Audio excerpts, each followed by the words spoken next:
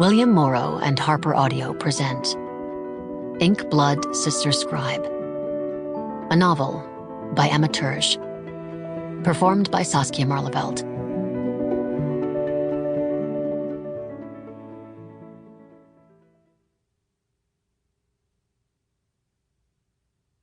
For Jessie, my magic sister. Abe Calote died in his front yard in late February, beneath a sky so pale it seemed infected.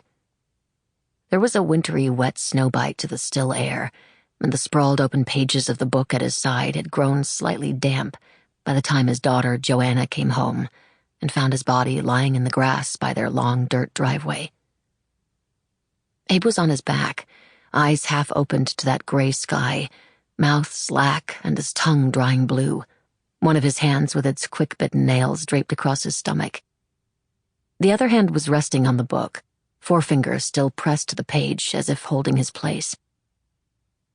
A last smudge of vivid red was slowly fading into the paper, and Abe himself was mushroom white and oddly shriveled. It was an image Joanna already knew she'd have to fight against forever, to keep it from supplanting the 24 years' worth of living memories that had, in the space of seconds, become more precious to her than anything else in the world.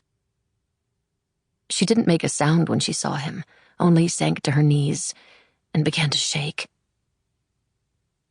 Later, she would think he'd probably come outside because he'd realized what the book was doing and had been struggling to reach the road before he bled out, either to flag down a passing driver to call an ambulance, or to spare Joanna from having to heave his body into the bed of her truck and take him up their driveway and past the boundaries of their wards. But at the time, she didn't question why he was outside. She only questioned why he'd brought a book along with him. She had not yet understood that it was the book itself that had killed him. She only understood that its presence was a rupture in one of his cardinal rules, a rule Joanna herself had not yet dreamed of breaking, though she would, eventually. But even more inconceivable than her father letting a book outside the safety of their home was the fact that it was a book Joanna did not recognize. She had spent her entire life caring for their collection and knew every book within it as intimately as one would know a family member. Yet the one lying at her father's side was completely unfamiliar in both appearance and in sound. Their other books hummed like summer bees. This book throbbed like unspent thunder, and when she opened the cover, the handwritten words swam in front of her eyes, rearranging themselves every time a letter nearly became clear. In progress. Unreadable. The note Abe had tucked between the pages was perfectly legible, however, despite the shakiness of the hand. He'd used his left. His right had been fixed in place as the book drank. Joanna, he had written. I'm sorry. Don't let your mother in. Keep this book safe and away from your blood. I love you so much. Tell Esther. It ended there, without punctuation. Joanna would never know if he'd meant to write more, or if he only wanted her to pass on a final message of love to the daughter he hadn't seen in years.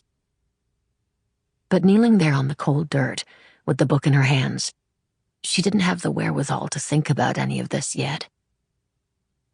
She could only stare at Abe's lifeless body, try to breathe, and prepare herself for the next steps. Part 1. Mirror Magic. 1.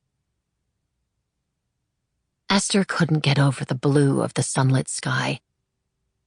It was a variated blue, almost white where it met the snowy horizon, but deepening as Esther's eye followed it upward, from robin's egg to cerulean to a calm, luminous azure.